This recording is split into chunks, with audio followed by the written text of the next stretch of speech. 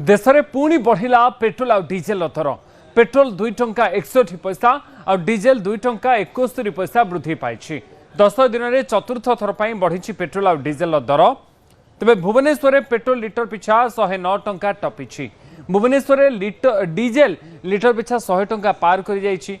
राजधानी दिल्ली में पेट्रोल दर एवं 100 पार कर ईरान संकट जो अंतर्जातीय बजार में अशोधित तेल दर वृद्धि ये प्रभाव अन्य देश तुलन में किंतु भारत में तेल दर अपेक्षाकृत कम रही।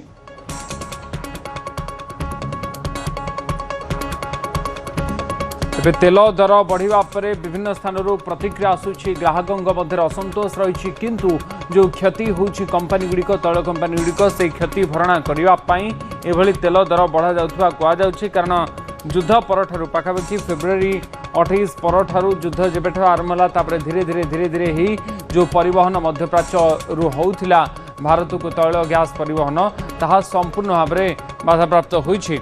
सेपटे तेल दर वृद्धि पर डीलर महासंघर संपादक बड़ बयान देते संजय लाट कहते तेल दर वृद्धि बड़ कथा नुहे तेल मिलवा बड़ कथा आग को आहरी बढ़िया नहीं चेतावनी देते युद्ध न कमिया जाए तैल दर ह्रास पाइब नहीं।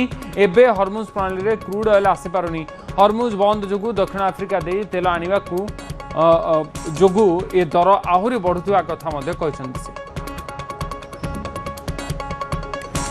जोटा को आशा करा जाउतला जे खूब शीघ्र युद्धटी सरीजिव सी सरीला नाही एवं आगामी दिन रे मध्य आशंका करा जाई पारुनी जे केबे सरीबो बोली एई परिस्थिति रे आसिकी पहुंचीबा परे तैल कंपनी माने निष्पत्ति कले दर वृद्धि करिवार सो दैट सी तैल किणिकी जोगाण मेंटेन करि परिबे कारण आजिका डेट रे तैल महंगा हवा जेतिकी बड़ कथा नुह तैल दैनंदिन लोकन को मिली पारिबा होची बड़ जिंस जोटा कि भारत रे अन्य देश तुलन में असुविधा है नहीं।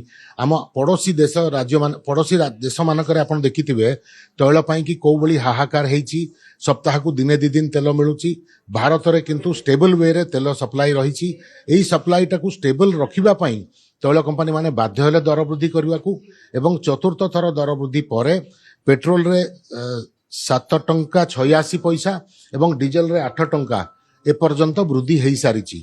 एनालिस्ट मानकर आंकलन जे 20 टंका प्रति लिटर जेपर्यंत दर वृद्धि न होईची तैल कंपनी मानकू ए लॉस टाकू कंट्रोल करबा बा फ्रेश तेल किनिबा पई जीवन रहिबो नाही सेति पई आउरी 12 टंका पर्यंत दर वृद्धि क्रमागत भाव में होबार संभावना।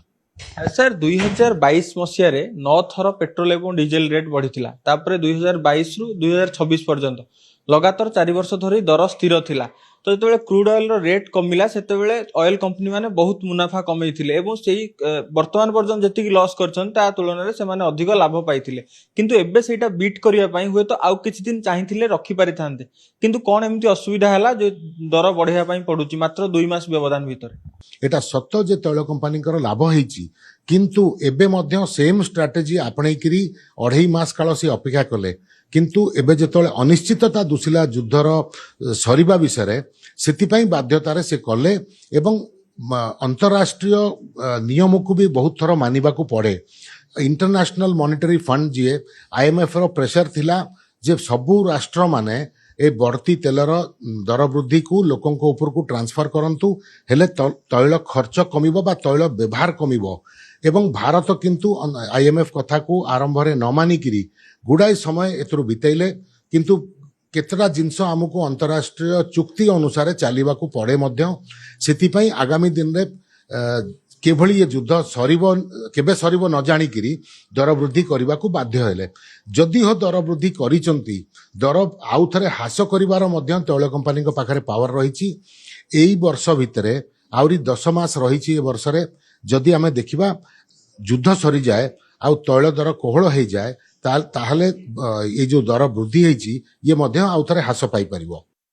10 दिन भितरे 4 थर तैल दर वृद्धि केउठी ना केउठी साधारण लोकों के ऊपर एक प्रकार बोझ साब्यस्त होईची पॉकेट को बाधुची साधारण लोकों को जेतेबेले पेट्रोल टाकी को आसुचंती आउ पूर्वरु जो भिड़ थिला से भिड़ वर्तमान नाही टाकी को देखा चाहिए खोर्धा बाईपास कर जातीय राजपथ कड़े गोटे टांकी जो सुरुखुरे लोक मैंने आसी तेल पकाउछन्ती यार कारण होची जे तेल रेट बढ़िबा परे पर्याप्त परिमाण तेल मौजूद अछि एवं ଲୋକଙ୍କ ମଧ୍ୟରେ ଯୋଉ ଛନକା ପଶିଥିଲା ଯେ ତେଲ ସରିଯିବ ସେ ଆଉ ସେ ଡର ନାହିଁ, ଲୋକମାନେ ଆସି ତେଲ ପକଉଛନ୍ତି। ଆଜ୍ଞା କଣ କହିବେ, ପୁଣି ଥରେ 2.80 ପାଖାପାଖି ତେଲ ଦର ବଢିଛି, କେତେ ବାଧୁଛି?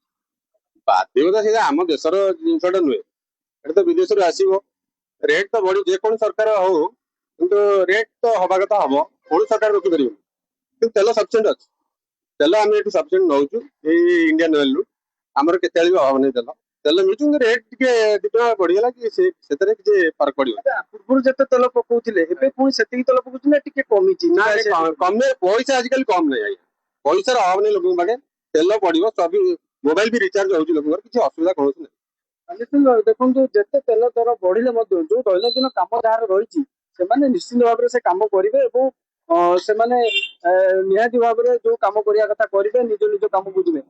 ଟାଙ୍କିର ଯିଏ ଅଛନ୍ତି ପରିଚାଳକ ତାଙ୍କୁ ପଚାରିବା ଯେ ଟାଙ୍କିରେ କଣ ସବୁ ସମସ୍ୟା ରହିଛି, ଯୋଉ ବ୍ୟାରେଲରେ ଦିଆଯାଏ ତେଲ, ଯୋଉମାନେ ଆସି ଭିଡ ଜମାନ୍ତି ସେ ସବୁ ଆମେ ଏଠି ଦେଖୁନୁ, କଣ ରହିଛି ଆପଣଙ୍କର? ନାଇଁ, ଆଗରୁ ତ ବ୍ୟାରେଲ ସେମିତି ନଥିଲା ସେ କିଛି, କିନ୍ତୁ ଏବେ ଯୋଉ କ୍ରାଇଟ ହେଇଥିଲା ଲୋକମାନଙ୍କର ଯୋଉ ଭିଡ ମନରେ ଗୋଟେ ଭାବନା ସୃଷ୍ଟି ହେଇଥିଲା ଆଗକୁ ତେଲ ମିଳିବନି ବୋଲି, ତ ସେଇ ଜିନିଷଟା ସମ୍ପୂର୍ଣ୍ଣ ହଟି ଯାଇଛି।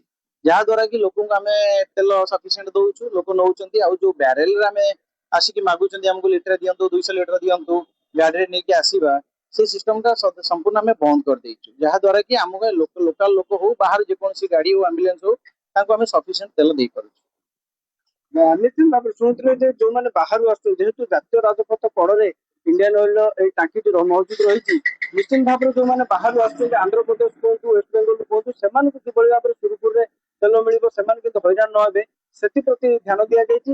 ଏବଂ ଯୋଉମାନେ ତେଲ ପକେଇବାକୁ ଆସୁଛନ୍ତି ସେମାନେ କିଭଳି ଭାବରେ ଟାଙ୍କିରୁ ନ ଫେରିବେ, ସେଥିପ୍ରତି ମଧ୍ୟ ଟାଙ୍କିର ଯୋଉମାନେ ଅଛନ୍ତି କର୍ତ୍ତୃପକ୍ଷ ସେମାନେ ନିହାତି ଭାବରେ ନଜର ରଖିଛନ୍ତି। ଯୋଉ ବାହାରୁ ଯୋଉମାନେ ଆସି ତେଲ ପକଉଛନ୍ତି ତାଙ୍କ ସହିତ ମଧ୍ୟ ଆଲୋଚନା କରିବା ଯେ ଆପଣ କୋଉଠୁ ଆସିଥିଲେ ଏବଂ କେମିତି ଦେଖୁଛନ୍ତି ଯୋଉ ଜାତୀୟ ରାଜପଥରେ ବିଭିନ୍ନ ଟାଙ୍କିରେ ତେଲ ବର୍ତ୍ତମାନ ନାହିଁ, ତ ଏଠି କେମିତି କଣ ଦେଖୁଛନ୍ତି?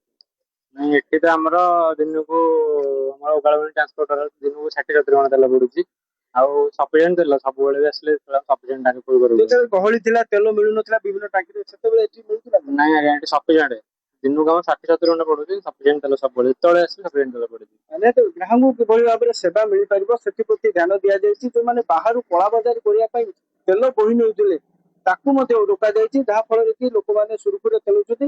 କିନ୍ତୁ ସବୁଠୁ ବଡ କଥା ହେଲା ଯୋଉ 4 ଥର ତେଲ ଦର ବୃଦ୍ଧି କୋଉଠି ନା କୋଉଠି ସାଧାରଣ ଲୋକଙ୍କର ପକେଟକୁ ବାଧୁଛି ଏବଂ ସେମାନଙ୍କୁ ମଧ୍ୟ ସୀମିତ ପରିମାଣର ତେଲ ପକେଇ ନିଜକୁ ଆଡଜଷ୍ଟ କରିବା ପାଇଁ ପଡୁଛି। ଖୋର୍ଦ୍ଧାରୁ ସନ୍ତୋଷ କୁମାର ବାରିକ, ନ୍ୟୁଜ୍ 18 ଓଡ଼ିଆ।